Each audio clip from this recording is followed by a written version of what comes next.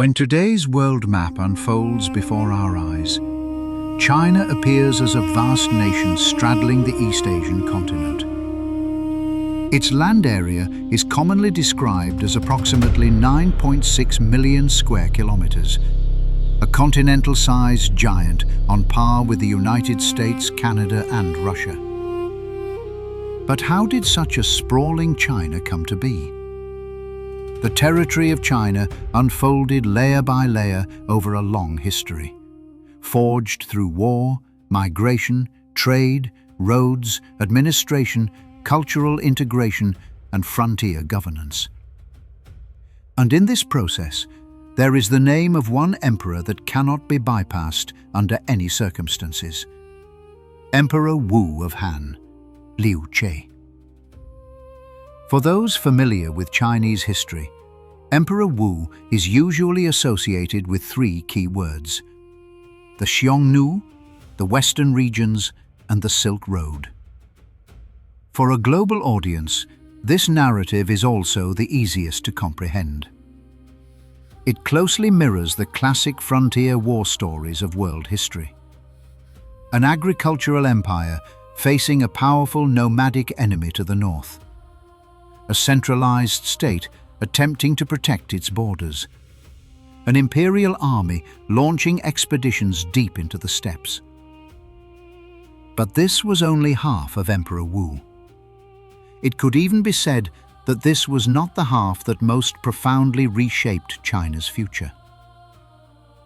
If we temporarily pan the camera away from the Mongolian plateau, if we stop looking at the Han-Xiongnu War, the Hexi Corridor, and the kingdoms of the western regions, and instead turn our lens toward the south, the southeast, the southwest, and the northeast, we will witness another imperial expansion of equal grandeur, whose impact was perhaps even more far-reaching.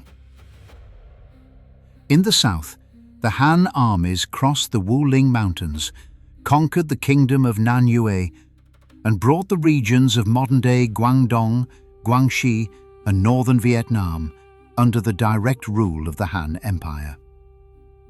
In the southeast, Emperor Wu eliminated the breakaway forces of Minyue, ensuring that the independent kingdom nestled between the mountains and the sea in modern Fujian and southern Zhejiang would no longer pose a hidden threat to the empire's southeastern frontier.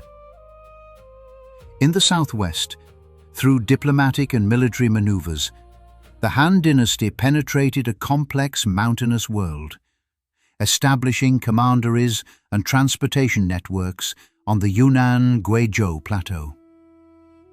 In the northeast, the Han forces advanced simultaneously by land and sea, toppling Wiman Joseon, establishing the four commanderies of Han and extending the empire's administrative reach beyond Liaodong and into the northern Korean Peninsula. These conquests were far less famous than the Han-Xiongnu War.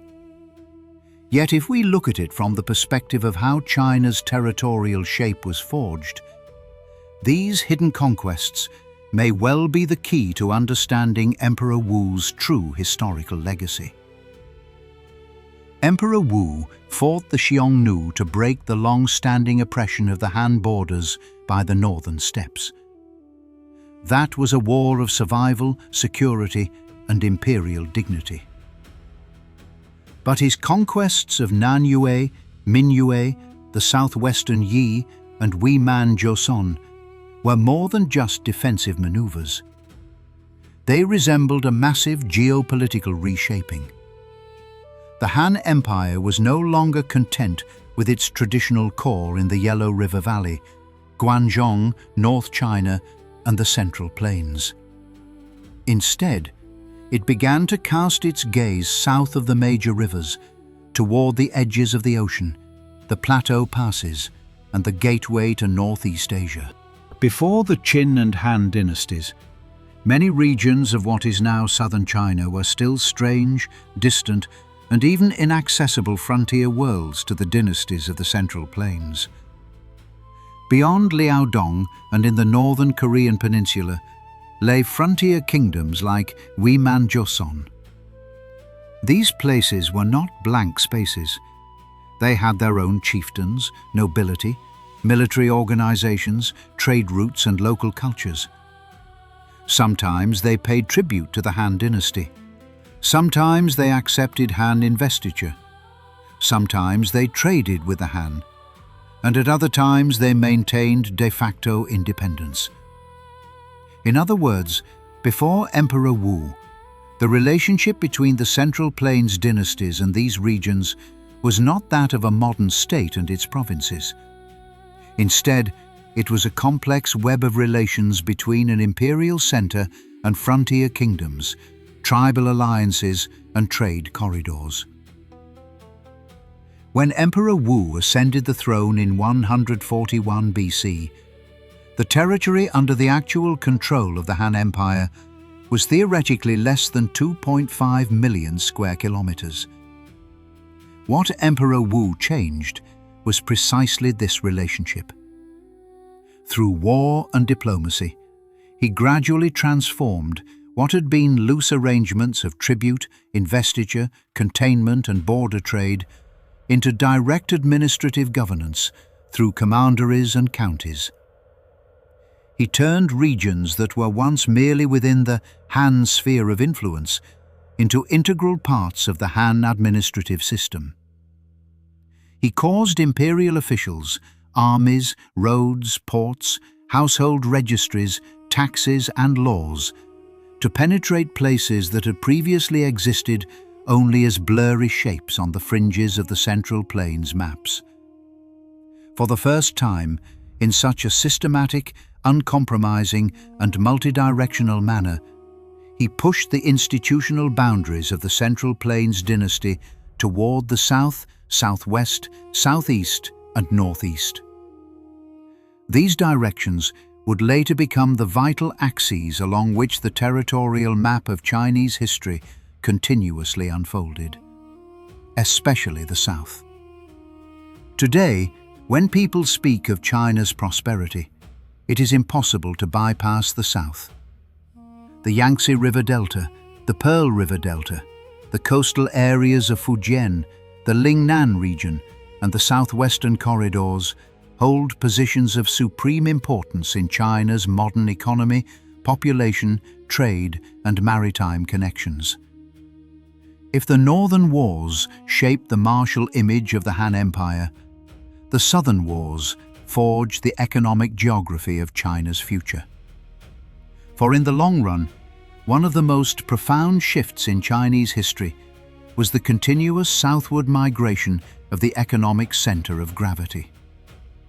Emperor Wu pushed a dynasty rooted in the Central Plains into the broader East Asian continent and the southern maritime world. He was not just a conqueror of the vast deserts. He was the conqueror of Lingnan. He was the pacifier of the southeastern mountains. He was the trailblazer of the southwestern corridors. And he was the reshaper of the order in Northeast Asia. Among Emperor Wu's southern conquests, the first to fall was the Kingdom of Nanyue. Its core territory roughly encompassed modern-day Guangdong, Guangxi, and northern Vietnam. Its capital, Panyu, was located near modern-day Guangzhou. In other words, what Emperor Wu faced was not a remote primitive tribe, but a frontier kingdom that controlled Lingnan, connected to the South China Sea, and influenced the Pearl River Basin and northern Vietnam. Whoever controlled Nanyue controlled the gateway from the Central Plains to the maritime world of the South China Sea. The founding of Nanyue traces back to the twilight of the Qin dynasty. After Qin Shi Huang unified the 6 states, he sent an army south to conquer Lingnan and established commanderies there. Yet the Qin Empire was short-lived. When the Central Plains plunged into the chaos of the late Qin, the ties between the Lingnan region and the north rapidly weakened. Zhao Tuo, a general originally sent to guard the south for the Qin, seized the opportunity of a fractured world to establish the Kingdom of Nanyue in Lingnan. He possessed a dual identity. On one hand, he hailed from the bureaucratic and military system of the Qin Empire. On the other, he actively adapted to the local Baiyue society of Lingnan, maintaining his rule in the posture of a native monarch. This was the quintessential state of the imperial frontier in the early Han. In name, the Han Dynasty was the sovereign of all under heaven, and Nanyue had nominally declared itself a vassal to the Han. But this vassalage was by no means equivalent to direct rule. The Han court could not govern Panyu the way it governed Guangdong, Henan, or Shandong. It could not appoint Nanyue officials at will. It could not directly collect Nanyue taxes, and it could not truly control the Nanyue military. To the early Han court, this was a temporarily acceptable reality. Liu Bang and his successors first had to resolve internal instability in the Central Plains, the issue of vassal kings, and the pressure from the Xiongnu to the north. Lingnan was too far, its mountains too numerous, its climate hot and humid, and its terrain treacherous. Rather than launching a costly southern war immediately, it was better to recognize Zhao Tuo's status, allowing him to be nominally submissive while remaining practically autonomous. But this compromise could not last forever. By the era of Emperor Wu, the situation had shifted. The existence of Nanyue progressed from a tolerable frontier reality into a problem within the Han Empire's southern strategy. The true trigger for war was an internal power struggle within the Nanyue court. In the later years of Nanyue, a pro-Han faction emerged within the royal family.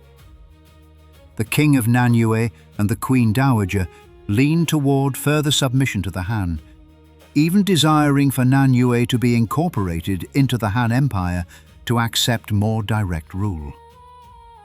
However, this decision threatened the fundamental interests of the native Nanyue nobility.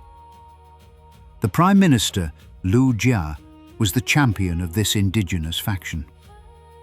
Liu Jia had long held the reins of power in Nanyue. His clan was deeply entrenched, possessing vast marital alliances with both the royalty and the nobility. He was utterly unwilling to see Nanyue transform from a relatively independent kingdom into commanderies directly managed by the Han.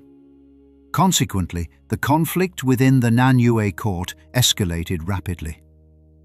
Ultimately, Liu Jia launched a coup, executing the pro-Han royal family members and the Han envoys. At that moment, the Nanyue issue ceased to be a matter of diplomacy. It became an open defiance of the Han Empire's authority. To Emperor Wu, such a challenge demanded a total response. For an empire marching toward peak strength and centralization, this was intolerable. Thus, Emperor Wu resolved to launch a southern campaign. The scale of this war far exceeded a mere border punitive action.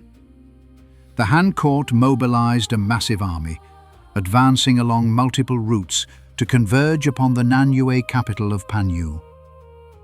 Viewed from the north, the Wuling Mountains stood like a natural barrier separating the central plains from Lingnan. Yet this barrier was not impenetrable. The Han forces descended from multiple directions, some crossing the mountain ridges, some advancing along the rivers, and others on the western front pinning down Nanyue from behind. General of the tower ships Yang Pu led the naval forces to break through the mountain passes and push into the Nanyue heartland, while General who calms the waves Lu Baudet shouldered the frontal pressure and the task of political pacification. This was not a brute force advance along a single line, but a pincer offensive that masterfully utilized rivers, mountain passes, and local factions. Nanyue ultimately did not hold out for long. As the Han army closed in on Panyu, the situation inside the city collapsed rapidly. Panyu fell. The new Nanyue king and prime minister Lu Jia attempted to flee, but were ultimately captured by the Han forces. A southern kingdom that had endured for nearly a century thus reached its end.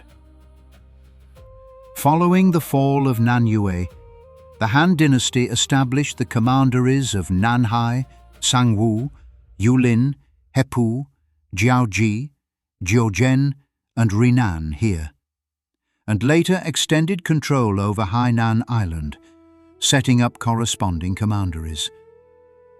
Han officials arrived, the commandery county system arrived, and with them came household registration, taxation, roads, military outposts, and the legal order.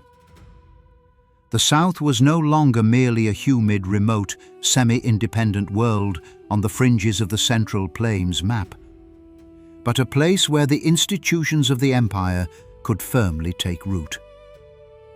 More importantly, the destruction of Nanyue forced open the Han Empire's gateway to the ocean. By controlling Lingnan, Nanyue had controlled the vital exit from the Central Plains to the South China Sea. Once the Han occupied this region, the importance of coastal ports skyrocketed. They served not only as administrative outposts, but also as early maritime transit nodes leading toward the South China Sea, Southeast Asia, and the Indian Ocean. For a dynasty traditionally centered on the Yellow River, Guangdong, and the North China Plain, this was an entirely novel spatial experience. The Han Empire faced the South China Sea directly for the first time, confronting monsoons, harbors, pearls, spices, and ocean-going trade. Therefore, the true significance of the Nanyue War lay in the forcible opening of China's historical trajectory toward the south. Lingnan began its transformation from a relatively independent frontier kingdom into the empire's southern frontier. The Pearl River Basin entered the administrative vision of the Central Plains dynasty from a remote region, and the South China Sea shifted from a hazy external world into a maritime space that the Han could touch, manage, and envision. Of course, none of this was accomplished overnight. The truly deep development of Lingnan would require a long historical process. That the South later became one of China's most affluent and vibrant regions was not an achievement completed by Emperor Wu alone. However, Emperor Wu's conquest of Nanyue was undeniably a critical starting point in this long journey. It provided the earliest imperial institutional framework for the subsequent southward migration of the Central Plains population, the development of Lingnan, maritime trade, and the economic rise of the South. Following the fall of Nanyue, Emperor Wu's southern conquests did not halt. Between the mountains and the sea of the southeast, another restless kingdom watched the outcome at Panyu with bated breath. This was Minyue. Minyue resembled a breakaway power concealed amidst mountain ridges, river valleys, and rugged coastlines. Its core territory lay roughly in modern-day Fujian, extending toward the mountainous fringes of southern Zhejiang and eastern Jiangxi. This region was not wide open like the North China Plain, nor was it suited for the deployment of massive troop formations like Guangdong. Fujian and southern Zhejiang were heavily mountainous, crisscrossed by streams, with rugged mountain paths and narrow passes. For an army from the Central Plains, this was not a battlefield where they could advance rapidly, but a complex terrain that swallowed speed, consumed supplies, and invited ambushes. This was precisely why Minyue had long been difficult for the central dynasty to fully control. It sat near the ocean, yet hid behind a fortress of mountains. It could communicate with the outside world, yet leverage the mountainous terrain for self-defense. To the Han Empire, Minyue was not a formidable foe like the Xiongnu, who launched frontal assaults across the steppes against the border. Instead, it was a far more stubborn, hidden threat in the southeast. As long as it existed, there would always remain a local kingdom on the southeastern coast that did not fully obey the central authority. The pivotal figure in the Minyue crisis was Yushan, the king of Dongyue. Yushan had witnessed the annihilation of Nanyue. He understood perfectly well that Emperor Wu was no longer satisfied with the loose vassal relations of the past. Nanyue had once accepted Han investiture and maintained a surface-level peace with the Han, yet when its internal politics clashed with the will of the Han armies ultimately crossed the Wuling Mountains, stormed Panyu, and completely dismantled the kingdom. To Yushan, this outcome was a mirror. In it, he saw not just the defeat of Nanyue, but the potential future of Minyue. Thus, Yushan's choice was born of both ambition and fear. During the Nanyue War, Minyue had superficially expressed a willingness to dispatch troops to assist the Han, but its actions were highly ambiguous, and it never truly offered full cooperation. After Nanyue was destroyed, Yushan knew that the Han court would sooner or later call him to account for this attitude. Consequently, he chose not to wait. He opted for open rebellion, even presumptuously claiming the title of emperor, attempting in this radical manner to assert Minyue's independent status. Yushan carved his own imperial jade seal and even bestowed titles upon his subordinates that carried a heavily provocative tone, actively launching offensives into territories controlled by the Han. This was an incredibly perilous political gamble. To Yushan, if he continued to submit, Minyue might be systematically weakened like Nanyue, eventually losing its independence altogether. Conversely, if he struck proactively while the Han army had just concluded the Nanyue War and the southeastern situation was not yet fully stabilized, there might yet be a chance to force the Han to recognize Minyue's status. However, he underestimated Emperor Wu's resolve. To Emperor Wu, Yushan's rebellion was not an isolated incident. It was the final, obstinate boulder in the order of the southeastern frontier. If Nanyue had been destroyed, yet Minyue was permitted to remain as a breakaway state, the southern conquest would remain incomplete. The Han armies swiftly launched offensives from multiple directions.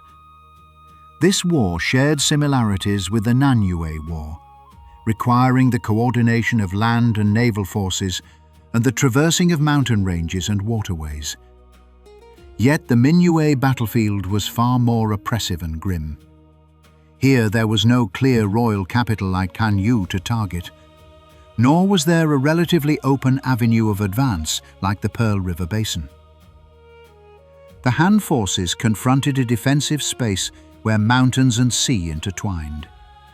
Troops crossing the rivers from the north had to hack their way through layer upon layer of mountain ridges.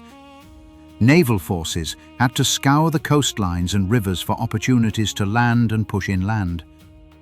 And local factions that had surrendered were utilized to rip open fractures within Minyue itself. On such a battlefield, victory did not depend solely on numerical superiority. The terrain itself was Minyue's ally. The mountain paths were narrow, making it impossible to deploy large armies. The forests were damp and humid, leaving soldiers exhausted and prone to disease. The ravines and passes were ideal for ambushes. The cavalry charges so common in the northern wars lost all meaning here. The Han had to use a slower, heavier, and more brutal approach, pressing the power of the empire bit by bit into the depths of the mountains. This is precisely the aspect of the Minyue War that deserves the greatest emphasis. It was not a brilliant, heroic expedition, but a systematic eradication of a mountainous breakaway state. It lacked the romance of a decisive showdown in the vast deserts, yet it demonstrated the other side of Emperor Wu's expansionist policy with even greater clarity. Once a region was deemed a threat to the imperial order, the Han would spare no expense to transform it from a grey zone on the map into an administrative space that could be reorganized by the central government. As the Han forces closed in from both land and sea, Minyue began to fracture from within. Ultimately, Yushan was assassinated by internal factions, and Minyue surrendered to the Han Dynasty. The Han did not simply preserve the old lands of Minyue to let them continue being managed by local nobility as in the past. Instead, Emperor Wu enacted a more extreme measure. He forcibly relocated the population of Minyue en masse to regions further north, leaving the ancestral lands of Minyue completely depopulated. This was not a mere destruction of a state. It was the total erasure of the social foundation for any future southeastern mountain rebellion through population relocation and political dismantling. It reflected both the formidable organizational capacity of the Han Empire and the sheer cruelty of ancient conquest. Relocation was no abstract administrative decree. It meant countless families leaving behind familiar mountains, rivers, ancestral graves and local communities, forced to move to the Jianghuai region, closer to the center of Han control. To the empire, this was a security strategy. To the displaced, it was a violent rupture of fate. Nanyue represented a frontier kingdom possessing a capital, a court, and vast southern territories. Its destruction brought Lingnan under direct Han control. Minyue, on the other hand, represented a far more untamable local breakaway force, nestled between the mountains and the sea. Its disappearance secured a more stable strategic space for the Han in the southeast. The former opened the gateway to the South China Sea. The latter eliminated a hidden threat in the southeast. One facing south, the other facing southeast, they together propelled the Han Empire far beyond the traditional boundaries of the Central Plains world. However, unlike Nanyue, the development of the old Minyue lands was not accomplished immediately. Following the mass relocation of its population, this region did not instantly become a core of prosperity for a considerable period. For Fujian and the southeastern coast to truly and deeply integrate into China's economic and demographic landscape, they would have to wait several centuries, even a millennium. Yet the significance of Emperor Wu's era lay in the shattering of the pre-existing independent kingdom structure. From that moment onward, there would never again be a kingdom of Minyue between the southeastern mountains and the sea, capable of openly defying the Han court. While the conquests of Nanyue and Minyue pushed the empire's borders to the southern coast, the campaigns in the southwest marked the Han Dynasty's first true penetration into the mountainous and plateau worlds of southwestern China. This segment differed significantly from the preceding campaigns against Nanyue and Minyue. Nanyue had a distinct capital in Panyu, a clear kingdom structure, and a straightforward war of subjugation. Minyue was a breakaway power caught between mountains and sea, ultimately eradicated by the Han through uncompromising force. The southwest, however, was not a single unified state, nor was it an enemy that could be vanquished in a single blow.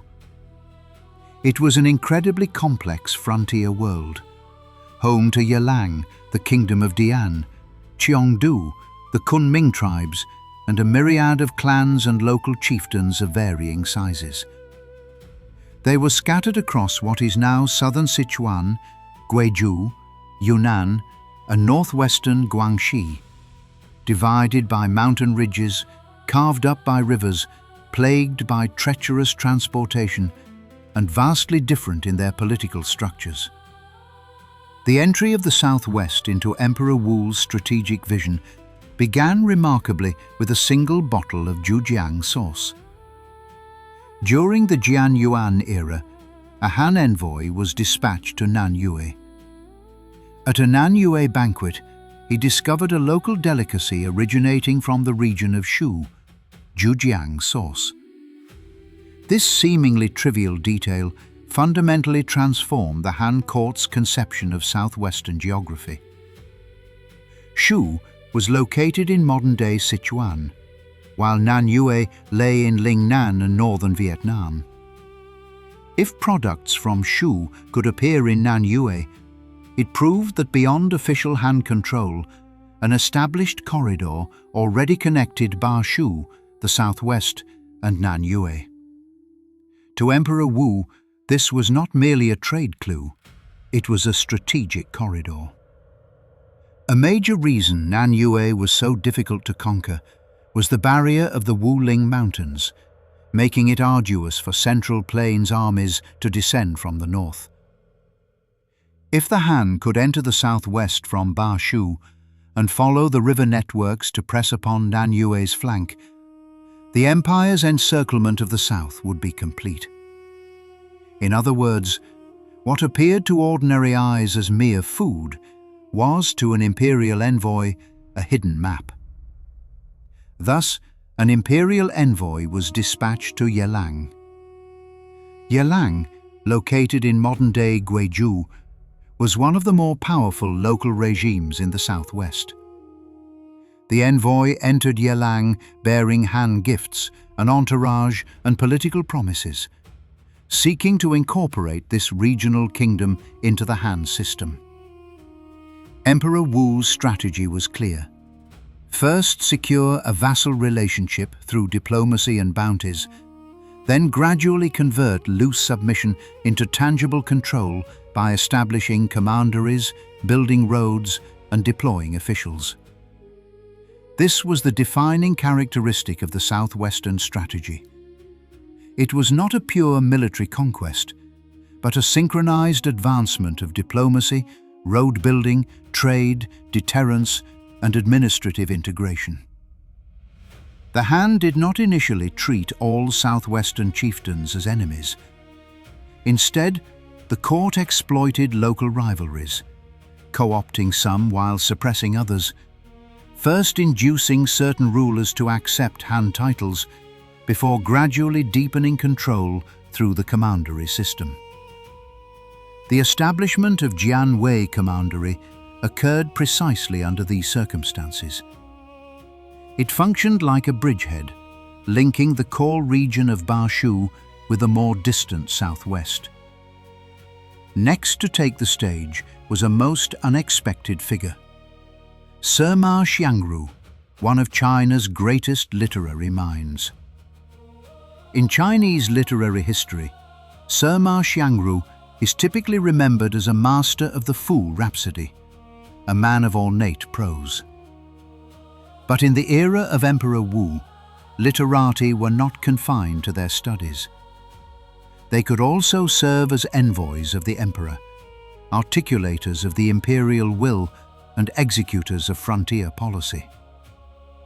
Sima Xiangru was commissioned to venture into the southwest to pacify and win over tribes such as the Qiong, Zuo, Ran, and Mang, seeking to expand Han influence through softer diplomatic means. He advocated for reviving and expanding the connections with the southwest that had existed since the Qin dynasty. Through frontier expansion, corridor building and pacification, he sought to gradually integrate local chieftains into the Han order. Yet the southwest would not fully open itself up, merely due to a few diplomatic missions. The true obstacle lay further away on the Yunnan Plateau. As the Han attempted to penetrate deep into the Dianqi and Liaohai regions, they collided with a fierce warlike force known as the Kunming tribes. They were intimately familiar with the plateau environment and aquatic warfare, whereas the Han forces, operating far from the central plains, enjoyed no obvious advantage amidst mountain paths, lakes, river valleys, and an unfamiliar climate. Crucially, if the Han army wished to campaign in the Dianqi region, they had to adapt to an entirely new arena of combat: plateau waters.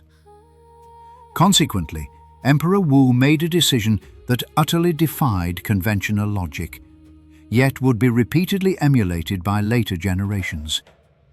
He ordered the excavation of Kunming Lake within the Shanglin Imperial Park in Chang'an to train a naval force.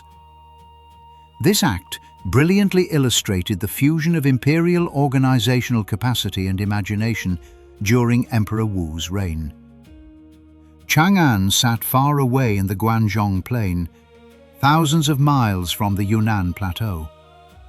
Yet the emperor dug an artificial lake right outside his capital, commanding his soldiers to practice tower ship maneuvers and aquatic warfare there.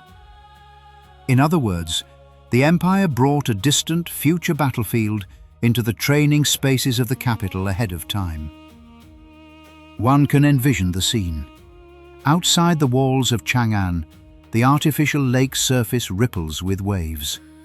Colossal tower ships navigate the water under a canopy of banners, and soldiers drill intensively.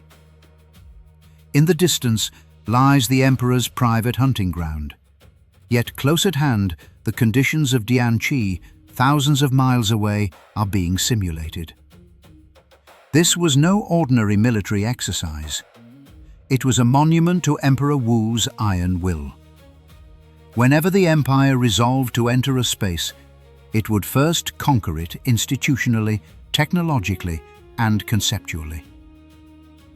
Ultimately, Emperor Wu dispatched troops deep into the southwest. The Han armies advanced into the periphery of the Kingdom of Dian, first conquering tribes such as the Baojin and Mimo before arriving at the gates of Dian itself. Seeing that the tide had turned, Chang, the king of Dian, chose to surrender. The Han did not simply depose the king of Dian. Instead, they established Yizhou Commandery in the region, while granting the king a golden royal seal, permitting him to retain a degree of local chieftain status within the institutional framework of the Han. This was the fundamental difference between the southwestern strategy and those applied to Nanyue and Minyue. Nanyue was directly carved into commanderies following its total destruction. Minyue was subjected to mass relocation and a clean political slate. Whereas in Dian, the Han utilized a dual approach of direct administrative integration alongside native investiture. The empire established commanderies while preserving local rulers as a transitional layer. This demonstrates that when confronting the intricate social structures of the southwest, the Han did not rely on a single, rigid formula. The empire could be fiercely cruel, yet it could also be intensely pragmatic. As long as a locality could be integrated into the grand order, the court could opt for direct rule, indirect control, or gradual transformation. The golden seal of the King of Dian stands as the most potent symbol of this history. Discovered over 2,000 years later during archaeological excavations in Yunnan, it validated the accounts written in historical texts. It proved that an official investiture relationship indeed existed between the Han court and the Kingdom of Dian, and it demonstrated that southwestern regional regimes had entered the Han imperial order in their own distinct way. The inscriptions on that golden seal represent not a simple abject surrender, but the process of a complex frontier society being renamed and reassigned a place by the institutions of the empire. From that moment, the Southwest ceased to be merely a collection of remote mountains in the imagination of the Central Plains. It began to be etched onto the administrative maps of the Han, woven into the commandery county system, and integrated into the empire's transportation networks leading south and beyond.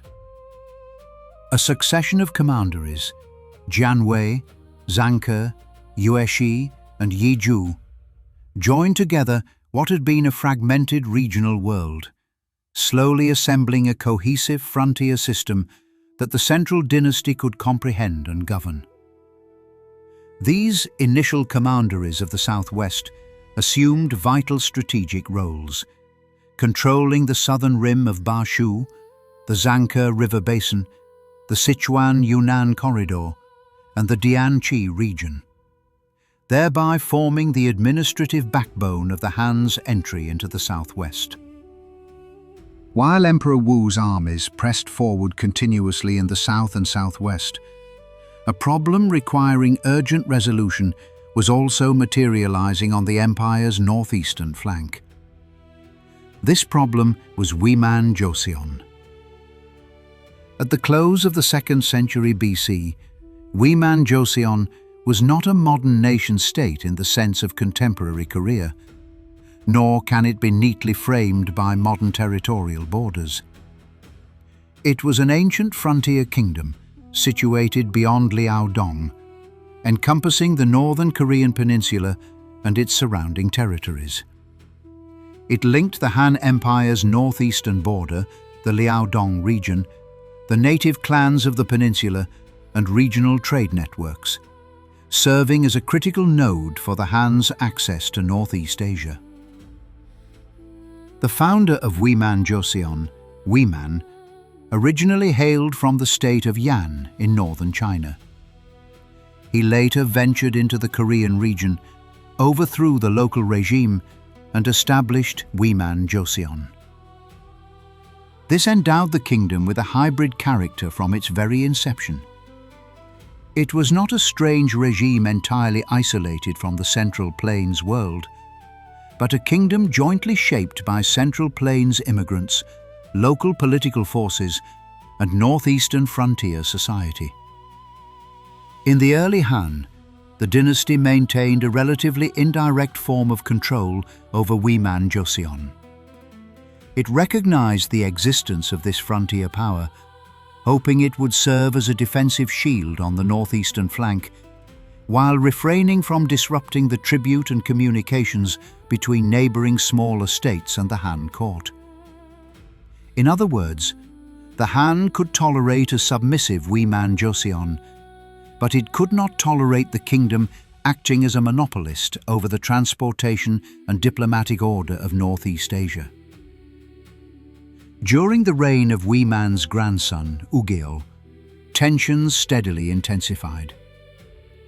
Wiman Joseon, on one hand, absorbed refugees fleeing from the Han Dynasty, and on the other hand, actively blocked neighboring small states like Zhenfan and Lintun from directly communicating with the Han. To Emperor Wu, this ceased to be a simple question of whether a frontier kingdom was obedient. It evolved into a deeper geopolitical dilemma.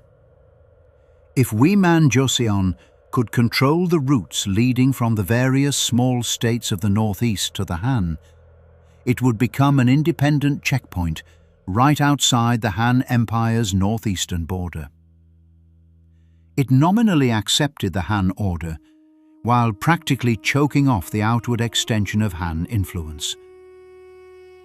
The direct catalyst for war was a diplomatic incident. Emperor Wu dispatched an envoy, She He, to persuade Ugeal to submit and open up the lines of communication between the neighboring states and the Han. Ugeal refused. On his return journey, the Han envoy assassinated the Korean official escorting him and fled back across the Han border. Rather than punishing She He, Emperor Wu appointed him as the Eastern military commandant of Liaodong. This handling of the matter was clearly perceived by Wiman Joseon as a profound insult and threat. Before long, Korean forces launched a retaliatory strike, killing the Han envoy, and the situation ruptured completely. To Emperor Wu, once a frontier diplomatic conflict erupted, it transformed into a strategic opportunity ripe for exploitation. Wiman Joseon had obstructed the transportation lines of Northeast Asia for far too long. Now, Emperor Wu resolved to settle the matter permanently through war. During the Yuan Feng era, the Han launched an expedition against Wiman Joseon, advancing by land and sea simultaneously. One army departed from Liaodong, pushing along land routes towards Wangyeongseong, modern-day Pyongyang. The other force set sail from the area of the modern Shandong Peninsula, striking directly toward the Korean coast. On the battlefield of Wiman Joseon, the Han army demonstrated an impressive capacity for trans-maritime power projection. The Shandong Peninsula, the Bohai Sea, Liaodong, and the northern Korean Peninsula were linked concurrently by sea and land routes. The Han was no longer merely a landlocked agrarian empire. It had begun utilizing naval forces and maritime corridors in multiple directions. However, this expedition was far from smooth. The naval forces arrived at the battlefield first, but with limited numbers and a reckless haste to storm Wangyeongseong, they suffered a devastating counterattack from Wiman Joseon, retreating into the mountains after a crushing defeat. This failure severely impacted the psychology and subsequent choices of the Han naval commander. From then on, he leaned heavily toward resolving the conflict through pacification and negotiations, rather than continuing frontal assaults. The land commander was cast from a different mold. He commanded troops conscripted from northern regions such as Yan and Dai. His combat style was uncompromising, and he staunchly advocated for offensive action. Consequently, a highly volatile situation materialized outside the walls of Wangyeongseong. Although the Han army hemmed in the enemy's call from both land and sea, the two commanders harbored profound mutual distrust. One wished to negotiate, while the other demanded to fight. One had already tasted defeat and was desperate to avoid further losses, while the other insisted on a forceful assault, yet feared that his counterpart was engaged in clandestine dealings with the enemy. The ministers of Wiman Joseon quickly detected this fracture. They exploited the friction between the two generals, attempting to drag out the campaign through separate, deceptive peace talks. Before the enemy on the battlefield had even broken, suspicion and paranoia within the Han ranks began to fester. The Han ultimately triumphed, but it was by no means a beautiful victory. This was not a seamlessly executed, flawlessly commanded imperial expedition, but a war riddled with blunders, mutual suspicion, and political infighting. Outside Wangyeongseong, the Han army faced not only ramparts and enemy forces, but also deep-seated conflicts arising from different regional origins, competing generals, and clashing tactical philosophies within the expeditionary force itself. To resolve the friction on the front lines, Emperor Wu dispatched another high-ranking official to the army. Yet instead of acting as an impartial mediator, this official sided with the land commander. Together, they conspired to use the emperor's tally to lure and arrest the naval commander, seizing his forces to unify the command structure. On the surface, this appeared to resolve the fractured leadership at the front. But in the eyes of Emperor Wu, summarily arresting a high-ranking general and usurping military command without authorization constituted a catastrophic political transgression. An emperor may execute a general, but an envoy dispatched by the emperor possesses no right to unilaterally determine the fate of a frontline commander. Upon learning of this, Emperor Wu flew into a rage and ordered the executing official put to death. Such details vividly illustrate the power dynamic of Emperor Wu's era. Emperor Wu could tolerate losses incurred during an expedition, but he could never tolerate front-line officials interpreting imperial decrees according to their own whims. The frontier war may have unfolded far away in Liaodong and outside Guangdong, but the true arbiter of a general's fate remained the absolute will of the emperor within the palaces of Chang'an. With its command structure finally unified, the Han army renewed its siege of Guangdong. By this point, Wiman Joseon was disintegrating from within. The prolonged encirclement, relentless military pressure, and divergent choices among the nobility tore cracks through the kingdom's ruling elite. Ultimately, a Korean minister dispatched assassins to murder Ugeo before surrendering to the Han army. Even so, resistance did not evaporate immediately. Stubborn factions continued to hold out. The Han forces turned the relationships among the surrendered elite against the remaining holdouts, extinguishing the final sparks of defiance. Wiman Joseon had finally fallen. Following the conclusion of the war, Emperor Wu established the 4 commanderies of Han on the conquered lands: Yelang, Xuantu, Zhenfan, and Lintun. This single step was the true, enduring fruit of the entire war. As with Nanyue, the Han did not merely seek to defeat an enemy state. It sought to transform the conquered territory into frontier commanderies of the empire. Yelang Commandery would subsequently evolve into the most crucial administrative and cultural node among them.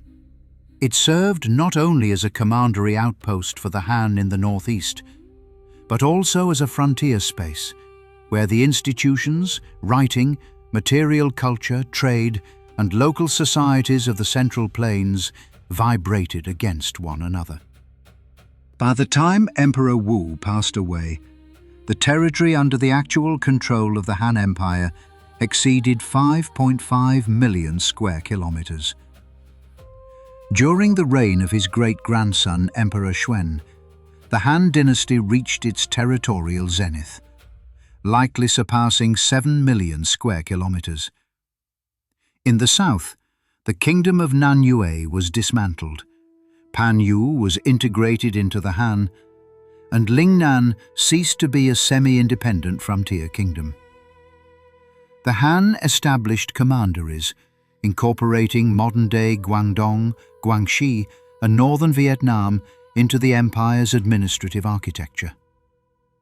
Crucially, from that point forward, the Han stood face-to-face with the South China Sea.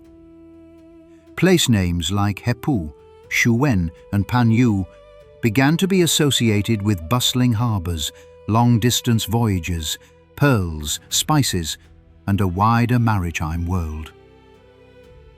In the southeast, Minyue was pacified, and the volatile breakaway forces nestled between the mountains and the sea were eradicated.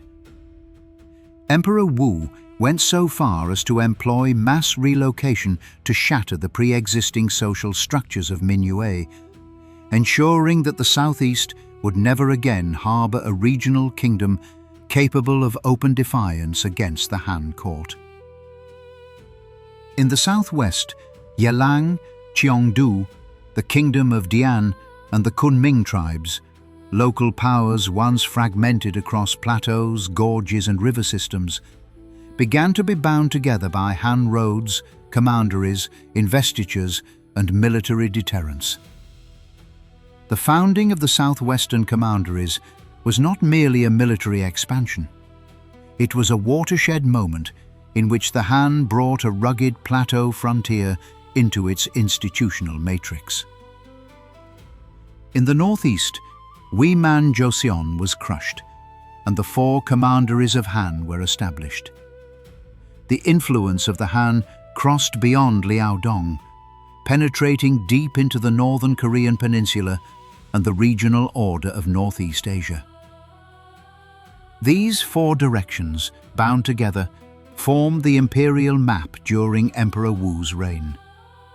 More importantly, these regions ceased to be mere peripheral corners in the subsequent chapters of Chinese history. Lingnan later became China's vital gateway to the South China Sea and overseas commerce.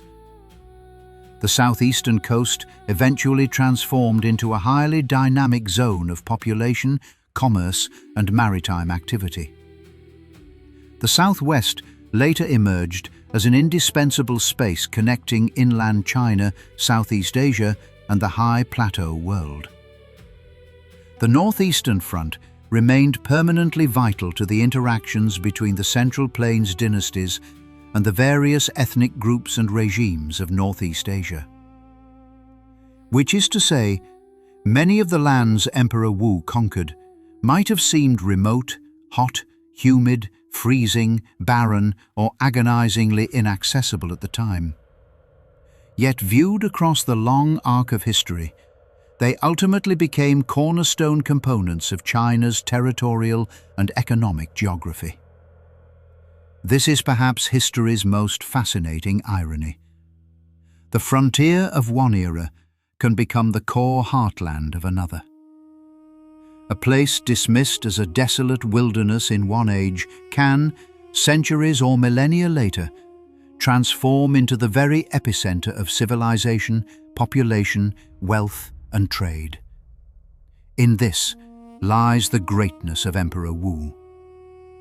Yet this greatness was purchased at a staggering cost. During the Nanyue War, 100,000 soldiers scaled the Wuling Mountains, plunging into the sweltering, disease-ridden depths of Lingnan. During the Minyue War, a mountainous kingdom was pulverized, and its entire population driven into exile. Throughout the administration of the Southwest, the carving of roads, the launching of military expeditions, and the maintenance of new commanderies translated into a colossal drain on imperial treasury and human life. In the war against Wiman Joseon, the Han advanced by land and sea, yet the campaign was marred by incompetent generals, bitter infighting, and execution. These wars were not effortless arrows drawn upon a map. Behind every route of march lay actual soldiers, conscripted laborers, provisions, vessels, disease, toxic miasmas, freezing winds, and death. Behind every newly minted commandery lay the profound trauma of a local society being forcibly reordered. To the conquered, Emperor Wu was no trailblazer. He was a conqueror who annihilated their ancient way of life. To the common subjects of the Han, Emperor Wu was no distant legendary hero.